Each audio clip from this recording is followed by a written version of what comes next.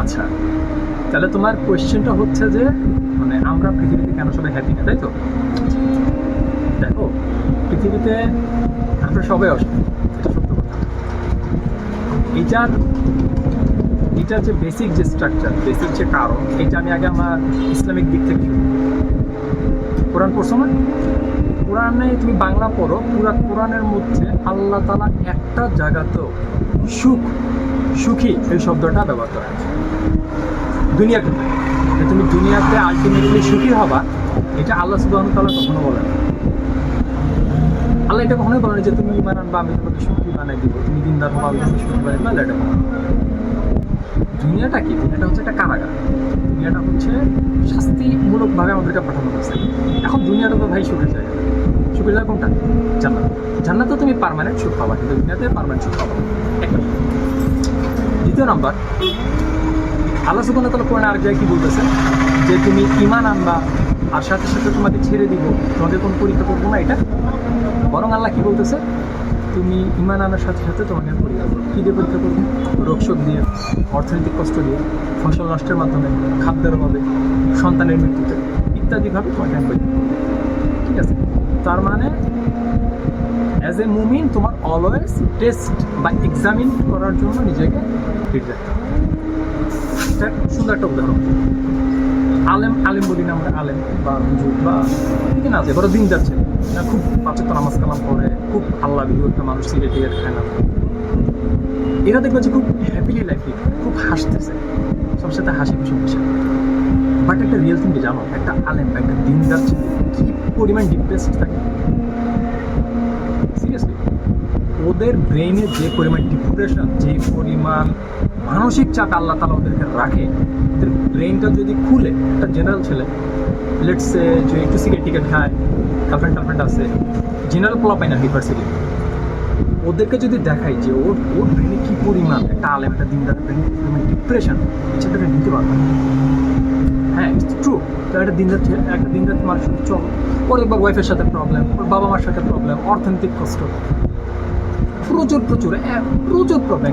একটা basic general ছেলে নয়, একটা দিনদার ছেলের 100টা বিগ ম্যাসিভ তুমি প্রবলেম পাবা।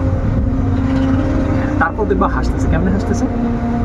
ও হাসতেছে, ও সবার সাথে হাসি খুশি লাইফ লিড করতেছে। এর রিজন হচ্ছে ওর যে ডিপ্রেশন, ওর যে পেইন, এইটাও রিলিজ করার একটা জায়গা আছে।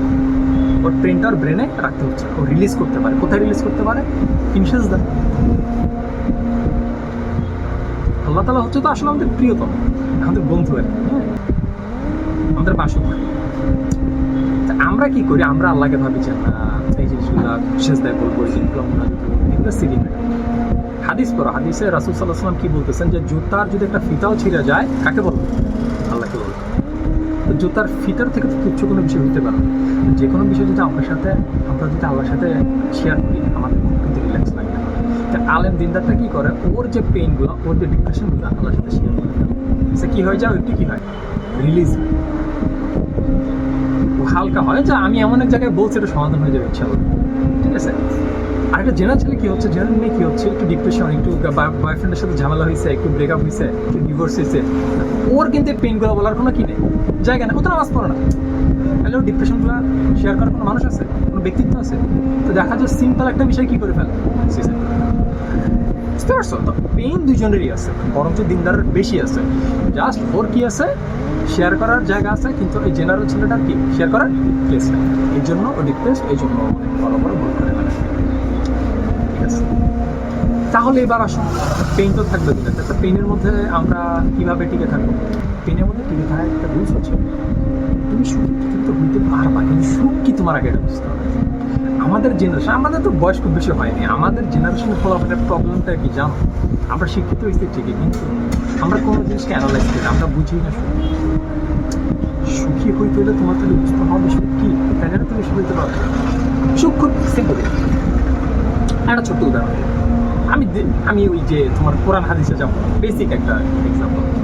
আজকে রাতে বাসায় গিয়ে যদি তুমি গরুর গোশত, মুরগির গোশত বা মাছ দিয়ে ভরপেট ভাত খেতে পারো, ঘুমানোর মতো একটা বাড়ি থাকে, আর মাথার উপর একটা সিলিং ফ্যান চলতে থাকে, তাহলে পৃথিবীর 100 কোটি মানুষের থেকে তুমি বেশি সুখী এবং ভাগ্যবান। কারণ 100 কোটি মানুষেরই ভাত এবং মাথার উপরে ছাদ নেই। এরপর যদি তোমার বাবা মা থাকে, তাদের ডিভোর্স না হয়, বাবা মা বেঁচে থাকে, সুস্থ স্বাভাবিক থাকে, তাহলে তুমি পৃথিবীর 200 কোটি মানুষের থেকে বেশি সুখী। আর পৃথিবীর 200 কোটি মানুষের ছেলে মেয়ের বাবা মা এই মুহূর্তে।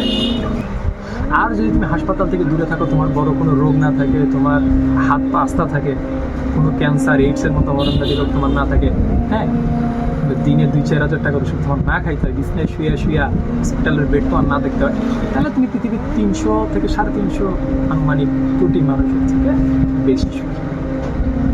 আর বাকি যে আমাদের বাইক আছে, ঘুরতে যাওয়ার মতো টাকা আছে, জামা কাপড় আছে, কারো বাসায় এসি আছে, বিল্ডিং আছে, হ্যাঁ, খরচ করার মতো 2-4-5 হাজার টাকা আছে, 1-2 লাখ টাকা ম্যানেজ করা আলহামদুলিল্লাহ কোনো ম্যাটার না, তাহলে ভাই পৃথিবীর 800 কোটি মানুষের মধ্যে তুমি মাত্র 100 কোটি যাদের কাছে এই ফ্যাসিলিটিসগুলো আছে। এখন তুমি যদি এইভাবে চিন্তা করো যে 800 কোটি মানুষের মধ্যে 700 কোটির থেকে বেশি সুখী তুমি, তাহলে ভাই তুমি হ্যাপি। আর যদি তুমি এভাবে চিন্তা করো যে না, ওই যে মাত্র 5% বিলিয়নিয়ারের ইয়ট আছে, কার আছে, হ্যাঁ, বিমান আছে, ব্যক্তিগত আমি শুনি না, তাহলে ব্যাপার ওর ডিপ্রেশন আসছে। তুমি এভাবে চিন্তা করে যাবে আল্লাহ সুবহানাহু ওয়া তাআলা তোমাকে হাত দিছে, পা দিছে, বাড়ি দিছে, বাবা মা দিছে, টাকা পয়সা দিছে, বাইক দিছে, কি দেয় নাই? এরপর সামান্য ছোটখাটো বিষয়ে ডিপ্রেশনে পড়ে যাওয়াটা কি ছোট লোকের মতো হয়ে যায় না? ব্যাপারটা সুখ জিনিসটা হচ্ছে আপেক্ষিক। তুমি চিন্তা করো তুমি সুখে খেলে থাকো। আমরা সাধারণত অসুবিধার কারণে আমরা দেখি না আমাদের কি আছে, আমরা দেখি আমাদের উপরে যে আছে ওর কি আছে। আমাদের নিচে যে 700 কোটি মানুষ, ওটা আমরা দেখতেছি না। আমাদের উপরে যে 10টা মানুষ আছে, আমরা ওর দিকে থাকি। দ্যাটস ওয়াই আমরা সুখী না। এই জিনিসগুলো যখন চিন্তা করবো, এর পাশাপাশি একটা জিনিস মনে রাখবা, সূরা আর রহমানে আল্লাহ সুবহানাহু ওয়া তাআলা বারবার চোখে আঙ্গুল দিয়ে বান্দাদেরকে একটা কথা বলছে, ফাবিআইয়ি আলা'i রাব্বিকুমা তুকাযিবান। তো তুমি তোমার রবের কোন নিয়ামতকে আরো স্বীকার করো? Thank you.